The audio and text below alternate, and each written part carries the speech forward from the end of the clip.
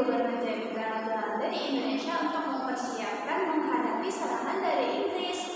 Untuk memperkuat pertahanan di Pulau Jawa, Dandas memerintahkan untuk membangun jalan raya yang sangat panjang. Nah, jalan raya itu dibangun yang bertujuan untuk mempercepat pergerakan Belanda jika terjadinya perang.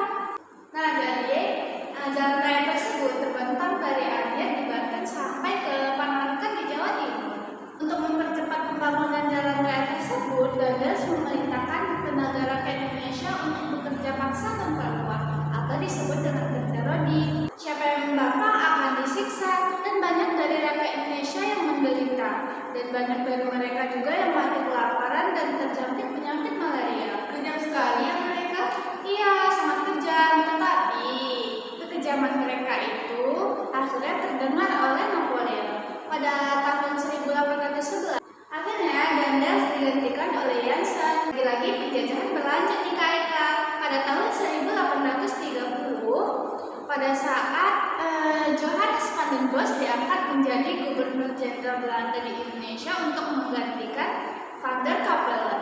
Nah, pada saat itu Johannes van den Bosch ini diperintahkan untuk mengisi kembali uang kas negara Belanda yang kosong akibat perang. Van den Bosch pun memperlakukan sistem tanam paksa dan mengarahkan tenaga rakyat Indonesia untuk bekerja dan menanam tanaman wajib seperti tembakau, kopi, tebu, nila yang laku di pasaran dunia.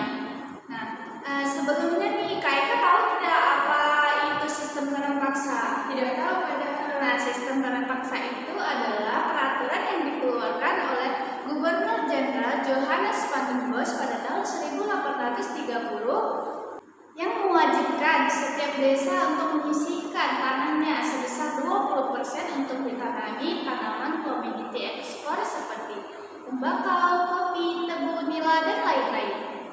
Nah, di dalam sistem tanam paksa itu KIK ada juga loh peraturannya. KIK tahu tidak berapa peraturan yang ada di sistem tanam paksa ini? Tidak tahu, memangnya peraturan apa aja sih yang ada di tanam paksa?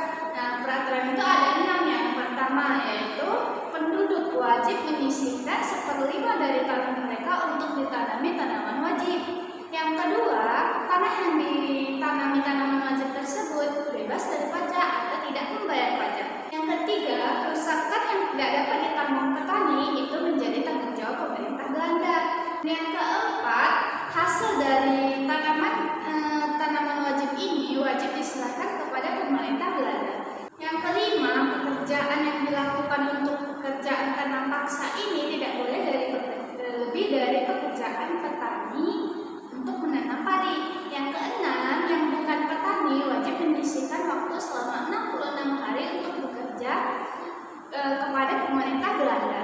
Tapi KIK, pelaksanaan sistem tanam paksa ini tidak sesuai dengan aturan yang telah diterapkan. Pihak Belanda semakin sewenang-wenang terhadap rakyat kita, dan hasil dari tanaman rakyat tersebut dibayar dengan harga yang sangat murah. Penderitaan rakyat Indonesia pun tentunya semakin berat. Hasil dari pertanian mereka pun semakin menurun, dan banyak dari mereka yang mati kelaparan. Sebaliknya KIK, hal ini dapat menguntungkan Belanda. Mereka dapat kembali mengisi uang kas mereka yang kosong, dan hasil sistem tanam paksa tersebut mereka angkut semua ke negara mereka. Tapi ada juga loh orang Belanda yang tidak setuju dengan sistem tanam paksa ini. KIK tahu tidak siapa? Siapa memangnya? Nah, yaitu Edward Doesleker dan Van Hove. Edward Doesleker ini memiliki nama samaran yaitu Multatuli. Beliau menulis buku yang berjudul Max Havelaar. Di dalam buku tersebut, beliau menceritakan penderitaan rakyat Indonesia akibat sistem tanam paksa. Selama 31 tahun juga rakyat Indonesia mengalami keterbelakangan dan kebodohan. Makanya Edward Doesleker ini sangat tidak setuju dengan sistem tanam paksa. Setelah melalui perdebatan parlemen di Belanda, akhirnya sistem tanam paksa pun dihapuskan, tapi secara bertahap. Selain Belanda, Azhara, Portugis juga menjajah Indonesia loh. Mau tahu nggak sejarahnya seperti apa? Oh, boleh. Nah, selanjutnya kita akan menceritakan sejarah daripada peristiwa perlawanan terhadap Portugis. Nah, awalnya Azhara, tujuan Portugis masuk ke Indonesia yaitu untuk mencari rempah-rempah. Namun pada tahun 1511 pada saat itu Portugis dibawa ke pemimpinan Alfonso, di mana mereka telah menguasai Malaka. Dan kemudian pada abad ke-15 Aceh adalah salah satu bandar yang memiliki kedudukan penting di Indonesia. Hal ini berawal sejak Portugis berhasil menguasai Malaka. Dan kemudian Portugis juga membuat kebijakan, mereka melarang pedagang-pedagang Islam masuk ke wilayahnya. Kebijakan Portugis inilah justru mendorong Aceh semakin berkembang ke ajaran. Dan tentu ini menjadi ancaman bagi Portugis. Mereka berusaha untuk mencari cara untuk mengalahkan Aceh, dan begitu pun sebaliknya, Portugis adalah ancaman bagi rakyat Aceh. Dan kemudian Aceh pun membuat strategi untuk melawan Portugis. Bisa kita lihat seperti di gambar, mereka sedang melakukan strategi untuk melawan Portugis. Nah, Kak Dara tahu nggak strategi apa sih yang mereka lakukan untuk melawan Portugis? Tidak tahu tuh apa ya Kak Eka? Nah, strategi yang mereka lakukan yang pertama menyiapkan kapal-kapal perang yang bersenjata dan meriam, dan yang kedua mendatangkan ahli perang dari Turki, dan yang ketiga mengajak bekerjasama dengan kerajaan-kerajaan lain. Setelah merasa cukup kuat, Aceh pun merancang serangannya ke Portugis di Malaka. Namun pada peperangan pertama ini gagal karena rakyat Portugis tidak dapat dikalahkan oleh Aceh. Nah, kemudian Portugis pun merancangkan serangan balik ke Aceh. Setelah merasa cukup kuat, Aceh pun merancangkan serangannya ke Portugis di Malaka. Namun pada serangan pertama gagal karena Portugis tidak dapat dikalahkan oleh Aceh. Dan kemudian Portugis juga merancangkan serangan balik ke Aceh pada tahun 1569. Nah, namun berhasil digagalkan oleh rakyat Aceh, di mana pada saat itu dibawa ke kepemimpinan Sultan Iskandar Muda. Nah, sedangkan di Maluku, perlawanan terakhir yang dilakukan yaitu dengan mengepung jalan-jalan.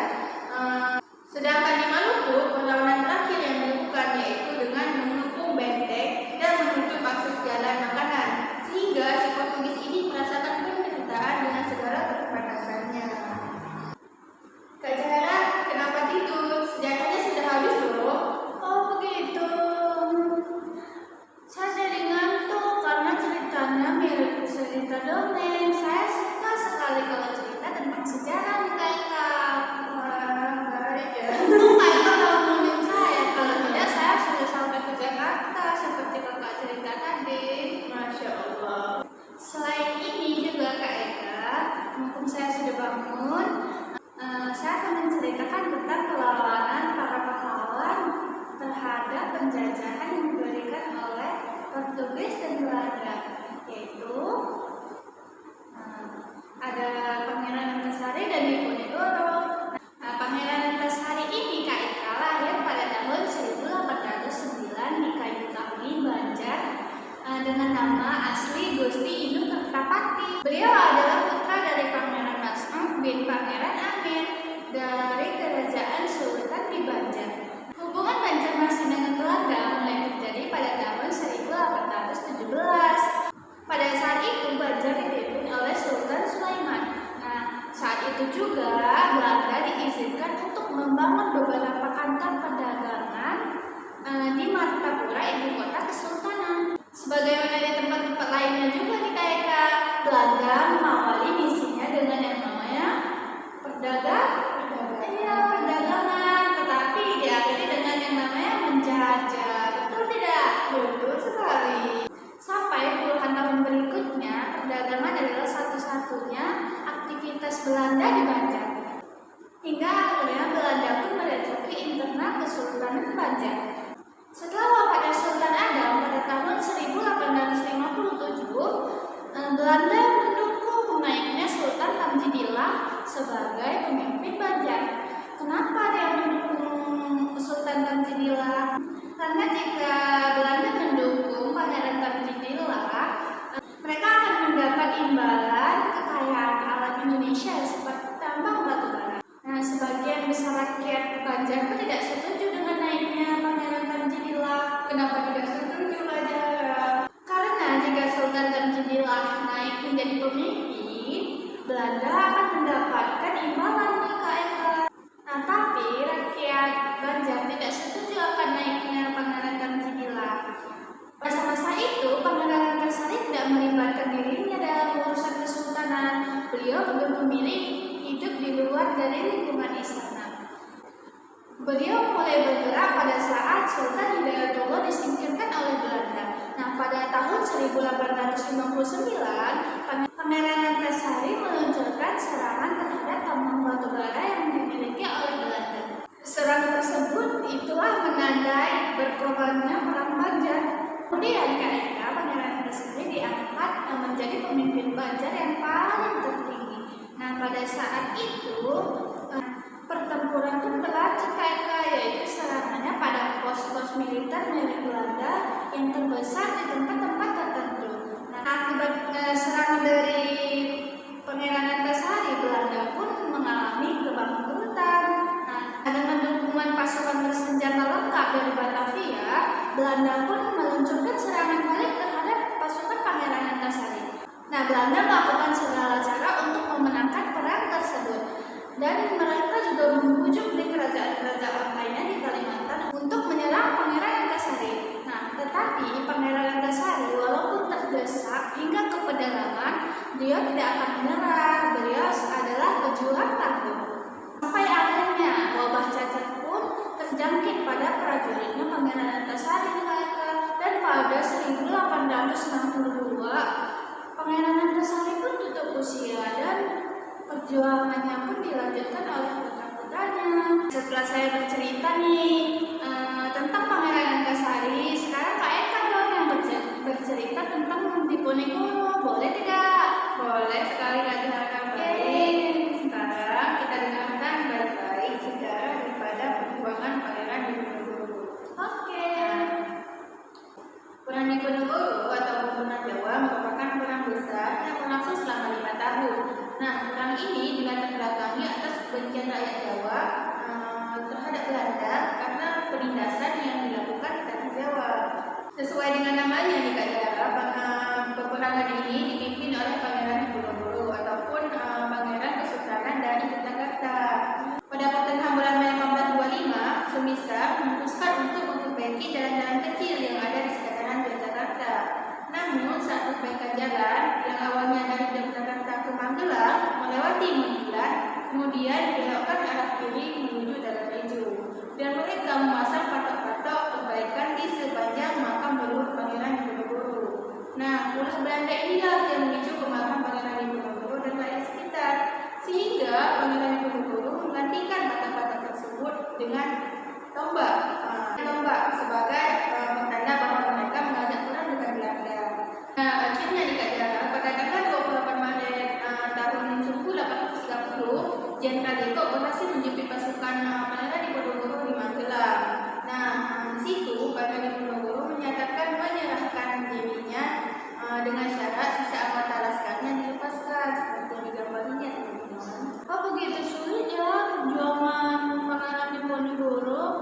Iya Kak Dara. Wah, sangat menarik ya cerita mereka berdua, Kak Eka. Iya Kak Dara. Nah, setelah banyaknya peristiwa terjadi, para pahlawan kita berjuang.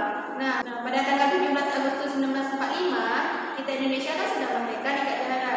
Nah, seperti apa sih? Ayo kita buka selanjutnya. Wah, jadi seperti ini ya Kak Eka kehidupan setelah kita merdeka. Saya jadi bersyukur nih Kak Eka hidup setelah Indonesia merdeka. Wah, cantik sekali. Oh, ini Presiden Indonesia yang pertama ya Kak Eka? Iya, presiden ini bernama Insinyur Soekarno Kak Dara. Sangat hebat ya. Berkat beliau juga kita bisa menempuh pendidikan dari mulai dari SD, SMP, SMA hingga kita berada di IAIN Loksmawe ini Kak Eka. Insya Allah, kita harus bersyukur ya. Iya. Nah, ini juga cantik sekali ya Kak Eka pemandangan yang di wilayah Indonesia ini, dan juga kita bisa hidup rukun di dalam keluarga kita berkat perjuangan para pahlawan.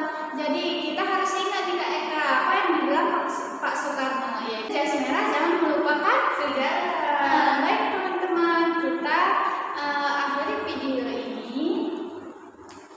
Intinya kita jangan melupakan sejarah perjuangan para pahlawan kita.